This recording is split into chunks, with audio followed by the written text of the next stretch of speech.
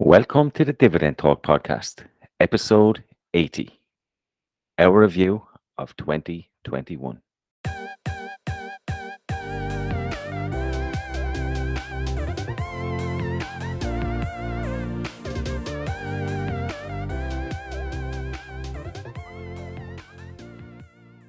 Hey guys, welcome back to another episode of Dividend Talk. Today we're going to have a look at 2021, how our portfolios performed, and some interesting facts about us and our blogs and our YouTube channels and so on. Hope you like it, and we'll see you on the inside.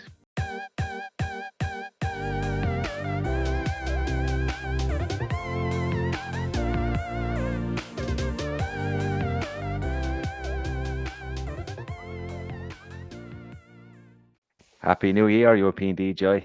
How are you? Thank you very much, Engineer My Freedom. Happy New Year as well to you.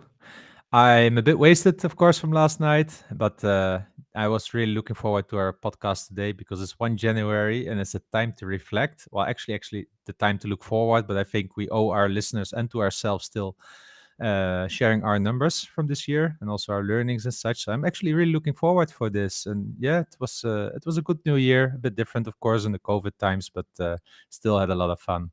How about yourself? Yeah, you can probably hear my voice is a little bit more raspy today. We had a quite a late night. It's also my wife's birthday on New Year's Eve, so we always celebrate it somehow.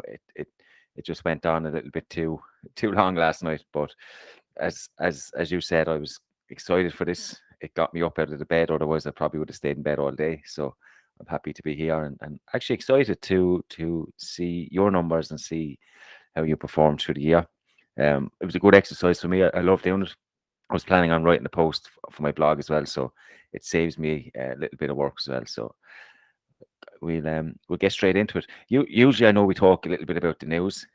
This kind of Christmas period, I made a conscious decision to stay away from social media. I was barely on social media news, just to be a little bit more present with the family. I've been working hard and so on. So I've stayed away. So instead of sharing news, I will share an interesting fact with you, and it's based around the New Year's Eve in Times Square.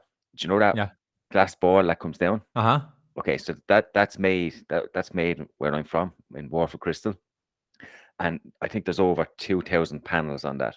And Wow. during my time as a electrician, I worked in that company, so that ball used to come back to us every year, and we'd have to replace all those panels. So normally about beyond it's on its way back to its factory right about now, and maybe from next week there will be somebody have the painstaking job of replacing all those panels and starting to try and reprogram it then for next year. Wow, so it comes all the way from Ireland. I didn't know that. Yeah, it comes from Waterford Crystal. Yeah, so it's comes all the way. So it's I think it comes over and back. It doesn't come over every year, and sometimes there's more than one. So they will they will ship them. They'll ship them Wow, simultaneously. But cool. it's quite a big. Like it takes weeks to change all the panels. You have to check the wiring, the integrity of the wiring, and they have these packs on them. Then and you have to then try and sort out your team for next year, and then try and get Yeah. all the parts together. Like, but it's quite a big job actually. It doesn't look like it is, but it's quite a Wow. big.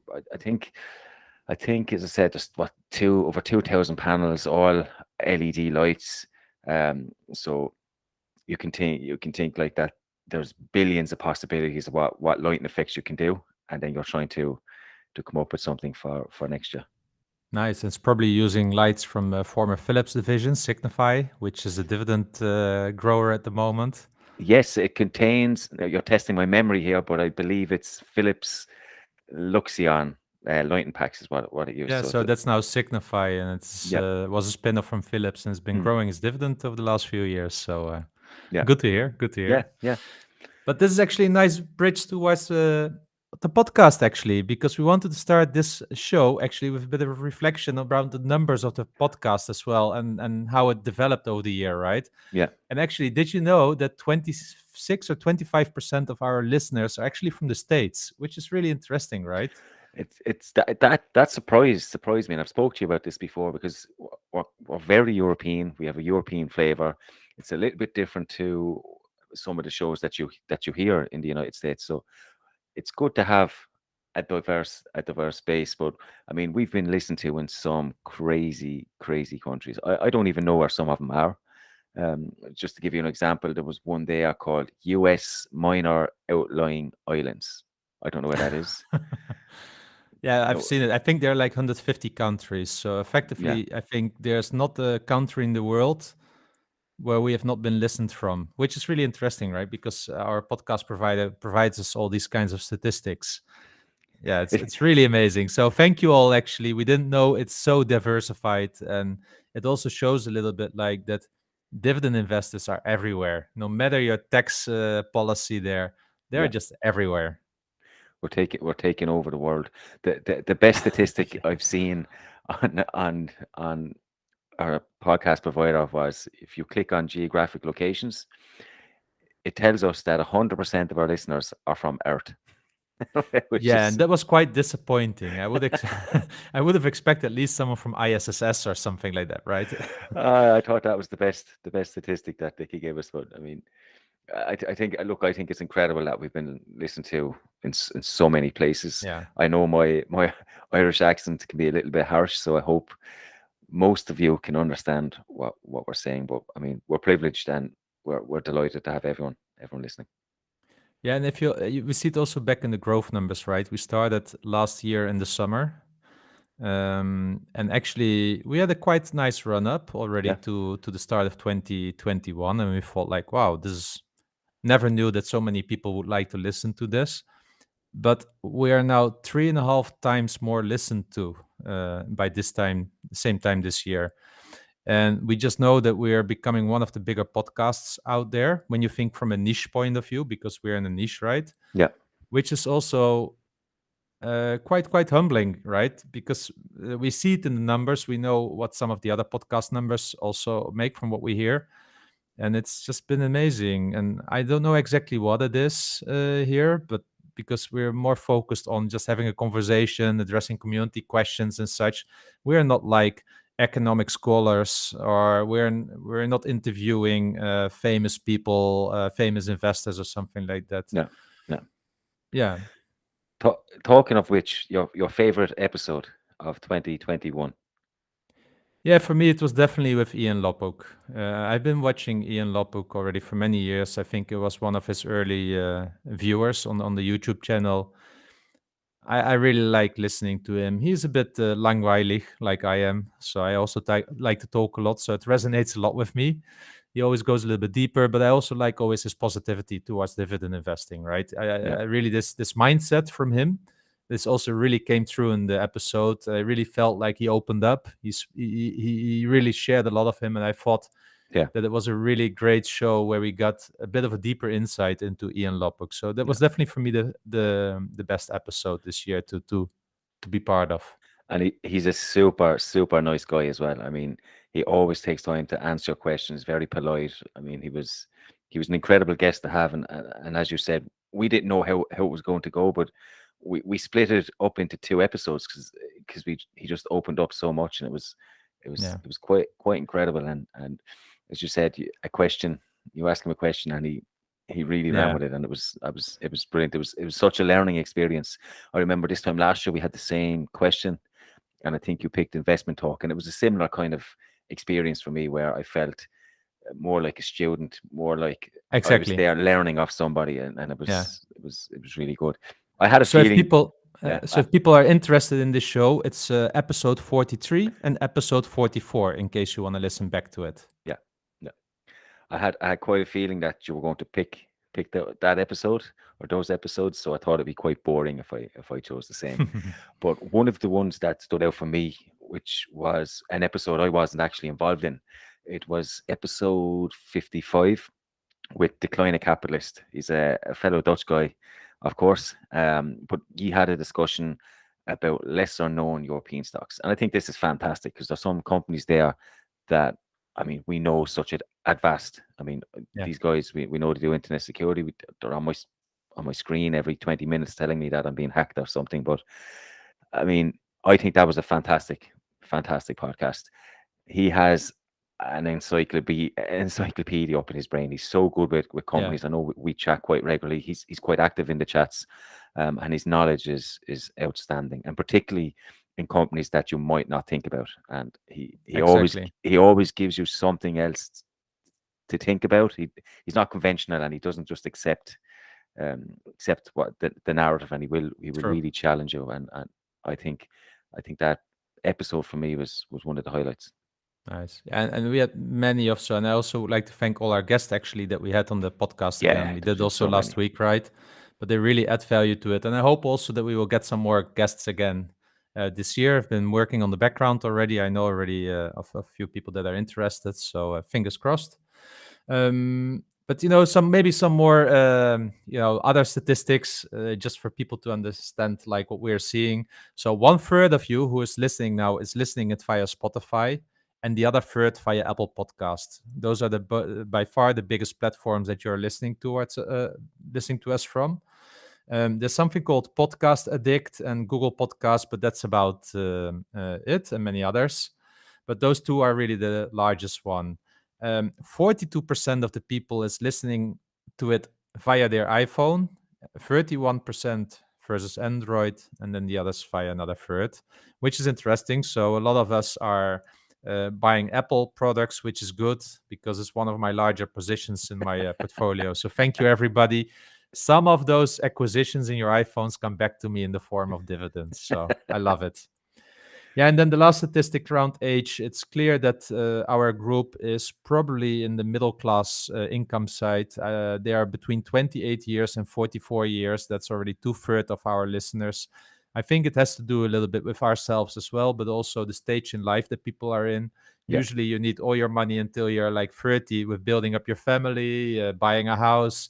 And then usually you start to keep a little bit of money left in the end of the month, and that's where you start thinking about what can I do with this money. yeah. Some people start to think like, okay, I don't want to work another 40 years like this or 30 years, so they start also exploring. So I think it is a little bit normal that people from this age category are dominant in the listener groups. Yeah. No, no, it's as you said, it's quite humbling to see those numbers, and I think you're very pleased with all the iPhone users out there. Yes, definitely, definitely. So let's maybe get on to some of the fun stuff. I mean, that's some of our numbers around the podcast, which is quite interesting. But people want to know how our portfolios are doing. So we might start with I don't know, an easy question. What's been your best performing stock this year, or do you know? I don't know. You don't know. No, I honestly don't know because it depends already what you mean with performance. Hmm. Yeah, for me, performance means dividend hikes, not how is it capital appreciation growth. Yeah, Appreciate, and I'm still running the numbers around all the dividends hike because I'm preparing my annual report. But what I can tell you is just in general, my main statistic therefore that my year over year put dividend income growth was 31%. So if you take all, and it's net dividend income after tax. Yeah. So this is for me just amazing because I'm in my sixth year now, I think, yeah, and I was still able to grow 31%. A lot of this is also because of new contributions, right? yeah, I don't have the exact distribution yet. I will have it in 2 3 days. yeah, But what I do know is that the reinvestment is really starting to work now. Yeah, so those dividends being reinvested also generate new dividends again. Yeah, but there's also, and that's the number that I'm really keen on. I think I'll have it tomorrow or something like that. Is organic dividend growth. So this is an important one for me because I estimated or I calculated my retirement date based on a 6% annualized organic dividend growth. So last year it was not possible; it was flat. I think I should be able to make those numbers this year because there were some big hikes in my portfolio, like Royal Dutch Shell this year. They yeah. really corrected their dividends. So that was the main number, yeah. And for people that are interested in my portfolio growth, it grew with 37% compared to last year. This time, again, similar story to the dividend income growth. How Ah, does it look like 37. for you? That 37% is quite similar to my portfolio growth. Mine was 36%, so Hmm. little bit less, but still quite a big number. And my year over year dividend growth is 83%. I mean, Wow. I'm still in an earlier stage than what you are. So I mean, it's that's slowly coming down. I ran the numbers over the last couple of years. 2019 it grew 600%, 2020 123%, and now it's 83%. So you can see that it's trending downwards, but it's still a substantial amount of growth. Wow. If I can get that around 20% every year, I'd be more than happy. I did ask you your best performing stock. I was Hmm. asking in terms of total returns. Mine was Microsoft. I don't think there's any surprise around that. Microsoft, AbbVie, Royal Dutch Shell, and Walgreens were my top four in Yeah. terms of capital appreciation and dividends on top. So it's total So returns. probably I have something similar because I Mm. own those stocks as well. Yeah, and I know people are interested in annualized returns and beating benchmarks and so on. I'm not too concerned about that. Luckily, my spreadsheet tells me anyway, and I average a return of 10.7% a year since I've started my portfolio. Oh, That's my that's average really, return. really nice. That's Yeah, like historical average. yeah, Yeah, I know that the S&P 500 did like 26 or 27% last year. yeah, I didn't do that, I think. Yeah, because I've been also deploying a lot of cash. So I know it's 37%. It's probably like 15 or 18% because I lost a lot on Alibaba when it comes from a share price point of view. yeah, But what people also shouldn't forget is that our portfolios are totally not the same as an S&P 500 index. I think just the FANG stocks, right? They make already up 40% or something like that of the S&P 500. So you would have had to be really concentrated in those 4 or 5 stocks in your portfolio to be able to have similar returns, or you would have been really concentrated in even in stocks that were even performing better. yeah, Yeah, which for me is not my goal. So hence, I will never beat those. However, I do think I've been, for instance, outperforming just the S&P 500 when it comes to dividends. Yeah, so and then, but it's again, it's comparing apples with pears because I yeah. have pure dividend players in my portfolio. Yeah, I'm like you. I don't really compare that. I know we get asked that question quite a lot, so I gave the number, but it's really the dividend growth that I'm concerned Hmm. about. And I mean, I've earned. I put my figures out there. I've earned just over €2,000 after tax this year, which is quite astonishing when I look at the numbers before. I think that equates to about €166 a month on average. Hmm. Um, at this time last year, that was under 100, just under 100 a month on average. So you can see the growth is it's quite substantial. So my goal for this year will be to get that to 200 a month. That's my goal for this But year. that should be quite achievable, I think. I think so. I think so. Yeah. Because you're talking about a 10% growth. Yeah. You should be more bold. Come on. You just did 80%. You know, you need to take a goal which is difficult, not one that you pass already in April. Okay. Let's go with 300. I double it. Yeah, double it. Okay. Double it. That is a stretch goal. There we go. I Yeah, will. I will good. write that down. So 300 my, a my month. dividend income growth was 31%. I'll try to do the same again next year. Okay. I'll try to do this. And this is difficult because usually it goes down, right, with the year. Yeah. I So I'll mean, try to do the same. And that for me would be a crazy number. Yeah. but I mean, you're at a stage now.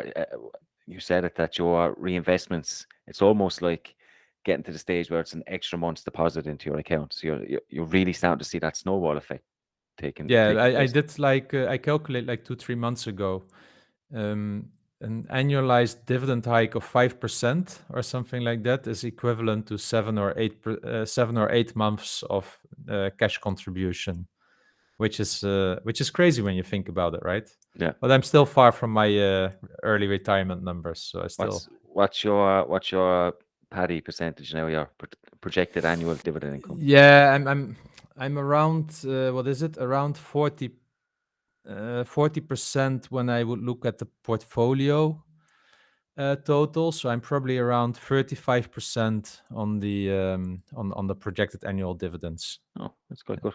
That's quite good. I seem to be hovering around the 9% mark the last couple of months, but that's Yeah, that's where I'm at. So try to get that above 10% next year, maybe closer to 15%. As yeah. I spoke when we talked about inflation how that might impact my goals. So I'm waiting to see how things pan out. Yeah. We also found out now that my wife is not working, our tax circumstances have changed a small bit. So I need to do some little bit of digging this month on that and to see then alter my strategy based on what I find. Yeah. Okay, cool. So tell me then also a little bit like how did your last quarter actually perform? Have you got any insights in that? Yeah, my last quarter was quite good. I earned 236 euro on dividends from dividends. The option trading went quite well. I don't have the exact number, but I think it's probably double that in option income. So that's about what, 500 euro from passive income from either options or Wow. dividends, which is quite good.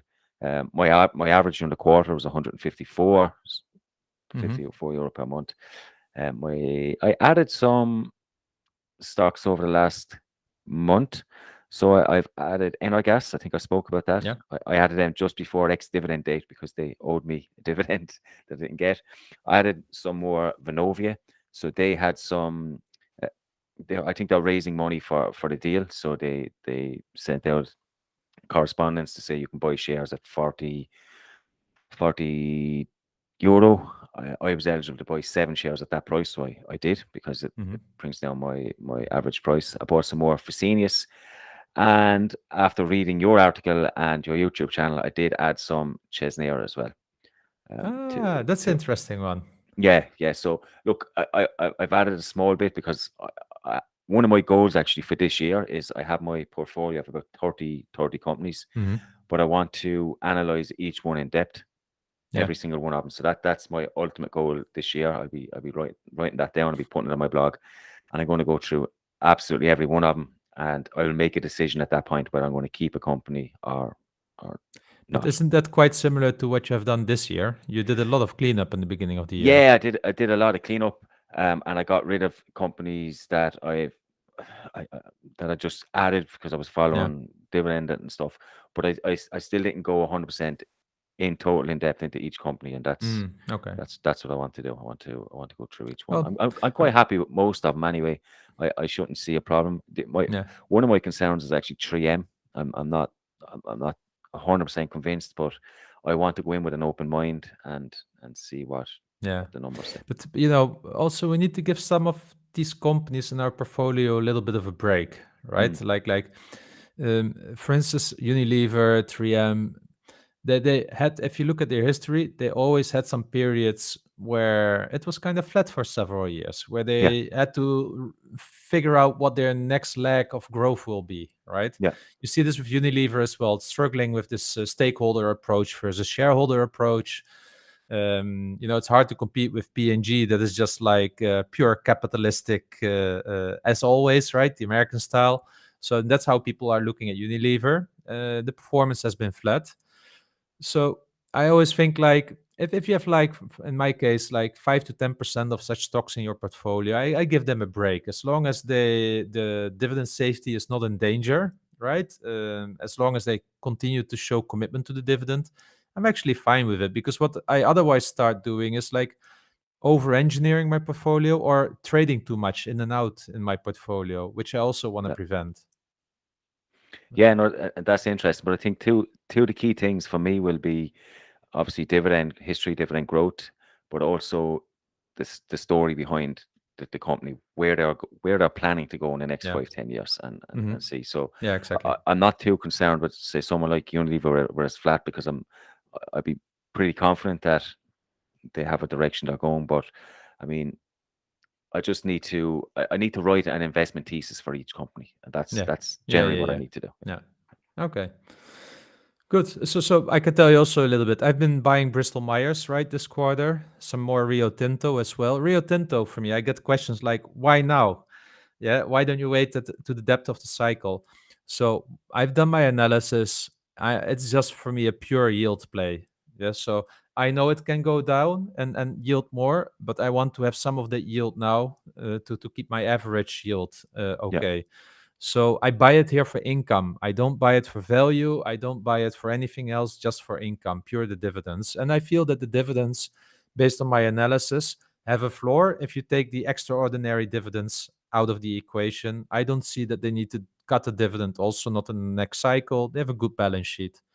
I bought Alibaba on the Hong Kong exchange. I wrote an article about it on my blog because I did tax loss harvesting. So I sold my Baba ADR on the New York Stock Exchange and bought them back in Hong Kong. It saves me tax on that I otherwise would need to pay on my option trading income and few other sales that I did earlier in the year to clean up my portfolio. Yeah, and I entered the position in Intel. I'm Yeah. really becoming more and more bullish on it, on the company, the more I follow the CEO.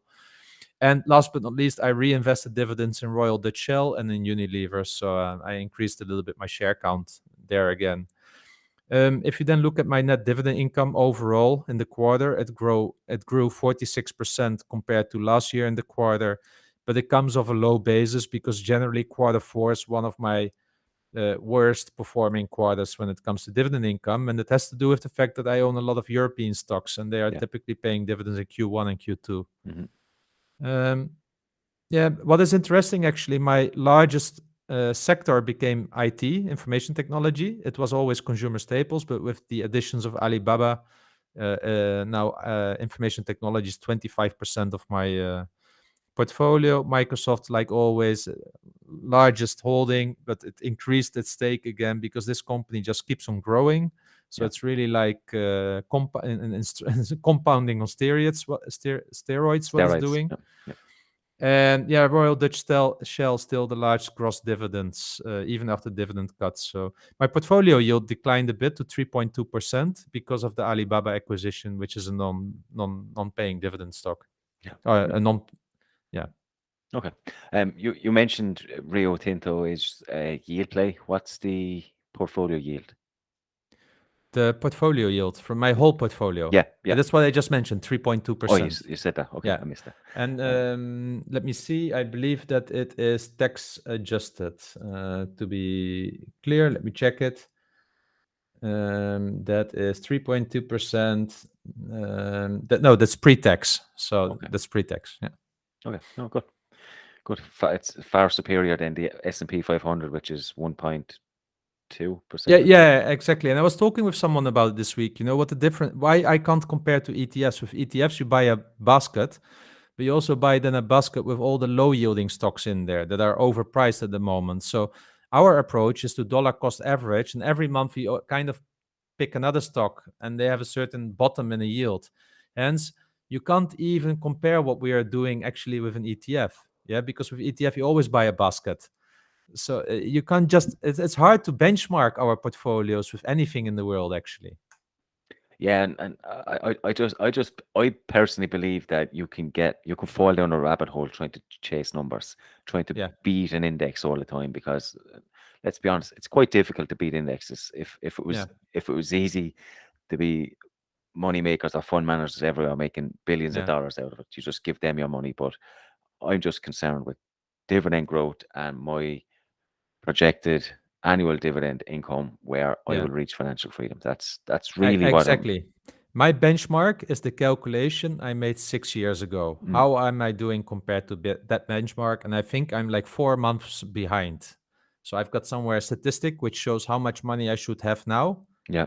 Yeah. And I'm kind of 4 months behind. That means that I'm just behind on what I projected in the past. And it has to do with some things that went wrong, like with the Shell dividend cut. I had lost on GE. So the compounding had to stop, right? It stopped on those areas. And that was an early mistake. So it still has, those mistakes have large impact later on. Yeah, of course. So that's why I'm like 4 months behind based on the initial plan that I drafted for myself, and it's hard to make up for that. Yeah, Yeah, but I mean, our approach of going to make mistakes, you would just rather make them early, so yeah, you learn yeah, from them. yeah. True, true, Yeah, true, true. yeah. No, Good. quite interesting. I think we've both done well again. It's always good to see your progress and how how fast it's an inspiration for me because I'm a little bit behind you in terms of when I started. I started a lot later than you, but to see the snowball effect and how it actually impacts your portfolio, it always inspires me and gives me that kind of confidence to keep going with such a strategy. I think it's important. Okay, we will move on to our portfolio review. Maybe we have got one from someone on Twitter called Margin Call, and he has two portfolios. He's kind of quite similar to me in terms of he has an American portfolio and a European portfolio, and he's got roughly 27 companies, but I'll give you the top five in each. So in the American portfolio, his number one position is Texas Instruments, TXN, at 9.4%. His second position is MasterCard, ticker MA, which is 9.3%. His third one is Starbucks at 8.7%. And the fourth one is Microsoft at 7.8% of his portfolio. And number five on that list is Visa, which is 7.4%. What do you think of his American portfolio, first of all? I think it's an awesome portfolio. I don't know what his buying prices are, so it might be a low yield portfolio. But if I think about Texas Instruments, Mastercard, Starbucks, Microsoft, and Visa, they are not going anywhere. I think these are really, really strong stocks with a lot of dividend growth potential. So, from that point of view, I think it's a really, really strong portfolio. Not sure what his goals are, but yeah, there's a lot of security and dividend safety in this portfolio. You could even argue that this is a really defensive portfolio from that point of view. Yeah, he's got a nice mix. I think I haven't mentioned some of them. He's got Altria, he's got ADM, he's got a nice mix of high growth dividends with low yields, and he's got some high yielders and low growth. I think he's got a nice mix across it. I think it's a really strong portfolio. As I said, I'm not quite sure if he's starting prices in either of these, but in either case, his top five companies. Maybe Starbucks is the only one that I personally would not have in there.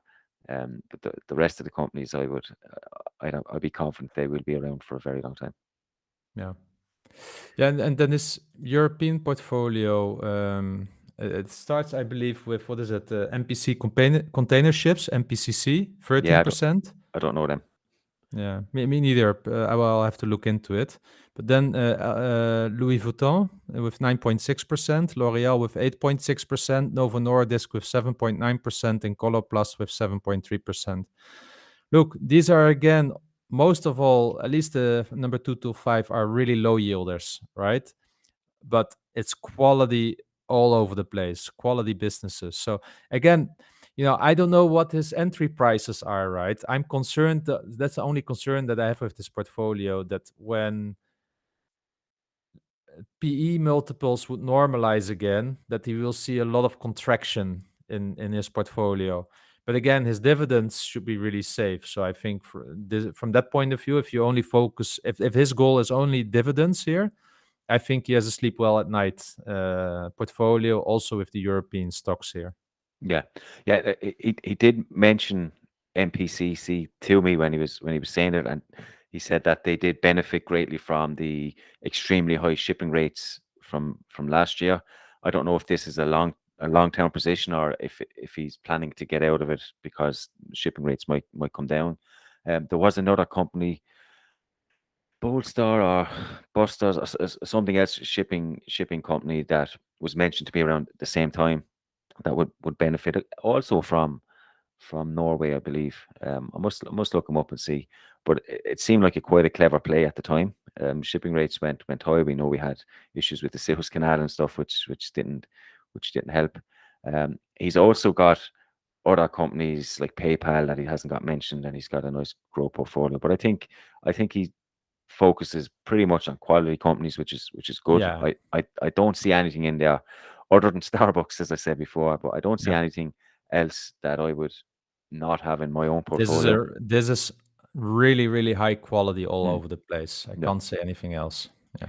So it's good. ABB is in there, which is a company that we like, but again, I find them overpriced. So like you, I'd be concerned if total returns is what you're after, you might not see great returns on such a portfolio if you're buying at too high a price. But in terms of quality, I think it's a very strong, balanced portfolio on both sides. Okay, so we might move on then to our listener questions. And the first one is from the Kleine Capitalist. And he has asked us, I now this was wrote in Dutch, so I hope the translation is okay, but he wonders whether the source of your investment budget makes you think different when buying shares.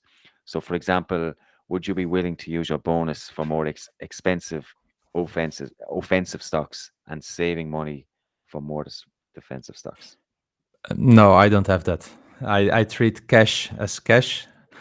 And for me, every euro is like something I want to get the highest quality out of it. So, no, I don't have any hooker money or something like that, as he would call it.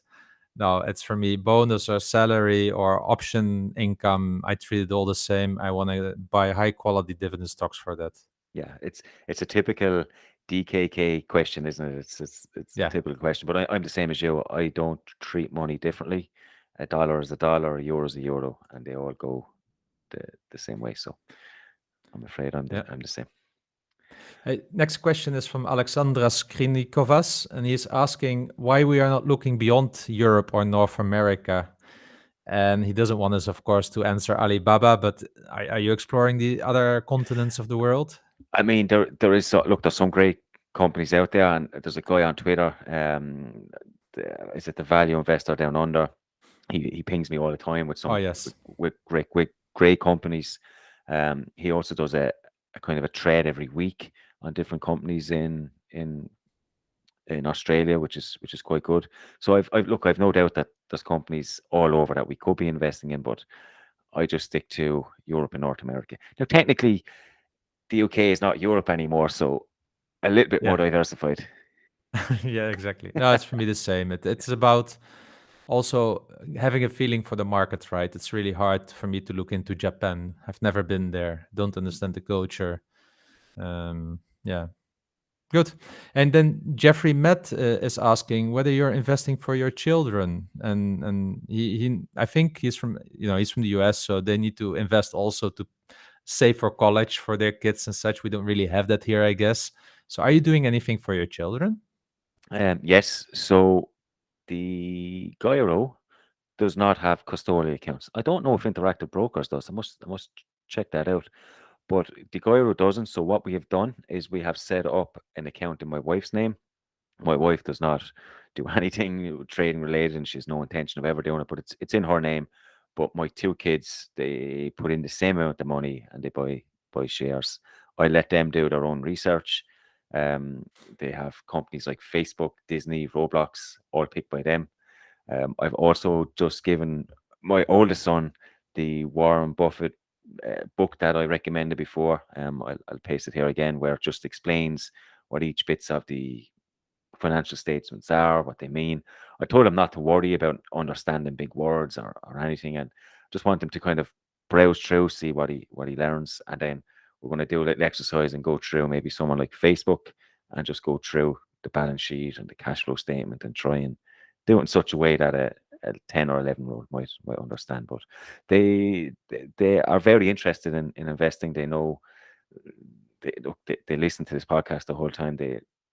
I'm a huge believer in that kids don't do what they're told; they do what they see. So I try everything I do. I try to be positive in what I do, so that reflects onto them, and hopefully they'll be in a better position than I will when they are my age.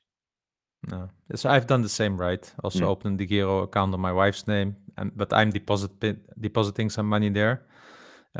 Although my son is telling me nowadays a little bit what he would like to own, my daughter is still too young. But yeah, sounds like we need your son one time on the podcast when I heard you talking, like interview him for half an hour. he would probably love that. Yeah. Do you know what? He'd probably know more than me, and then I'd be kicked Yeah. off the show.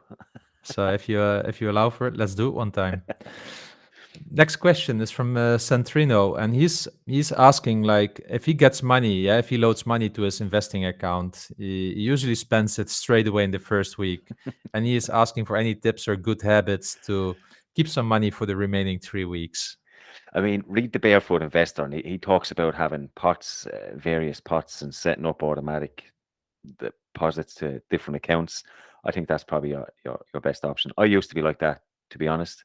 I'm not anymore. I can quite happily have money sitting there and not spend it. But if you can't resist, maybe set up another account where when your money comes in, you transfer it over 60, 70% of your money Yeah. and only leave in your current account what you need to spend in a week. So for me, this question suggests market timing, actually, because maybe he feels like, oh, 3 weeks later it was a better deal. Oh, I Yeah. wish I didn't spend my Maybe. money. Yeah. So I would say it's actually rather have that behavior, Centrino, than the way that I tend to do is like waiting with the money to be spent and then missing out on a month.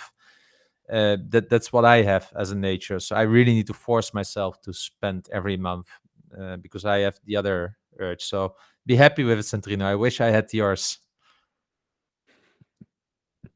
Very good. I'm hungover, by the way, so that's why I took it up completely completely the wrong way. Anyway, Next, Phil yeah, is the next question. He's a couple of questions for us. In 2021, what are you most proud of? yeah, it's that my dividend grew by 31%, and Okay. also this podcast actually. Okay. Yeah, I was going to say the podcast. What did you expect for 2021 to happen and did not happen in the end? Um, so I still need to do the math, but I still have some money on the side. I would have expected it to spend it all already on dividend stocks, and I noticed I still have some money on my savings account that I should spend. So I've still spent too less compared to what I set myself as a goal. I wanted to have zero on that account and just yeah. Yeah, I expected the market to maybe crash a little bit. I expected as we came out of lockdowns, I did not expect to still be in lockdowns, first of all. And as we come out of that, we might start to see after effects of all this money being given out for free. That obviously did not happen. The last question is, are you happy with your performance? If so, will you give yourself a year-end bonus? I won't give myself a year-end bonus. I prefer to stay it in the dividend portfolio. I won't either because my wife would spend it if I give myself a bonus. Oh, that's a good one. Thank you, Phil. Always interesting, thought-provoking questions. Next one's from Thiago Diaz. He's asking whether we are measuring our portfolio based on time-weighted returns or money-weighted returns.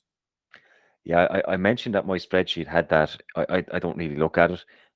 My spreadsheet had both of those figures in there, and then I realized that in the formula, the money weighted returns equaled what the time weighted returns are. So I guess I only do time weighted returns.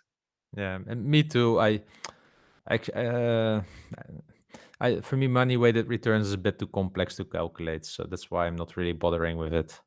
Yeah, yeah. And to follow up to that question, which method do you personally use to judge your performance? I think we spoke about that. Yeah, It's just dividend income, increase our exactly. dividend. Yeah.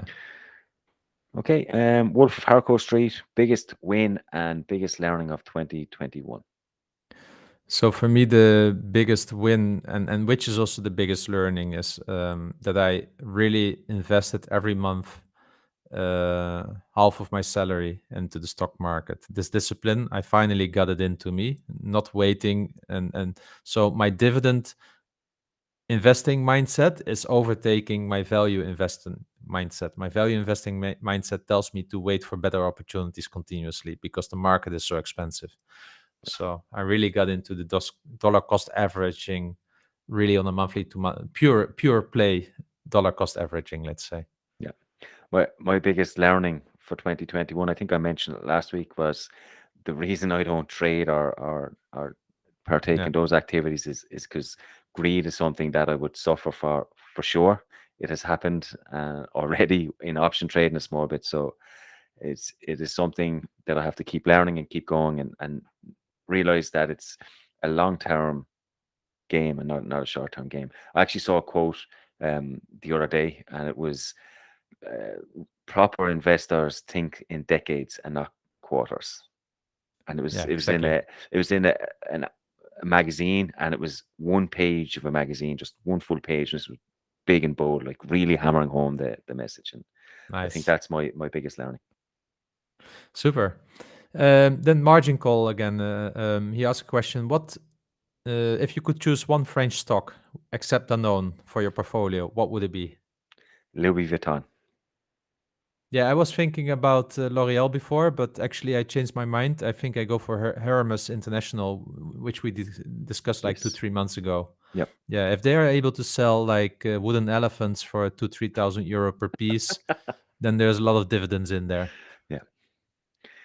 Okay. The next question is from a name I'm not going to pronounce, and they asked us which product or service um, did uh, did your stocks, which product service your stocks produce did you use most in 2021?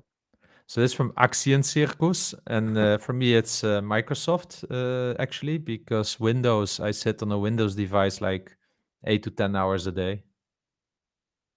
Yeah, Windows or Google Sheets. In terms Yeah. of services that I used, Ticker TIKR was one that I used quite a bit, but I know now they're starting to monetize, so I don't know how Mhm.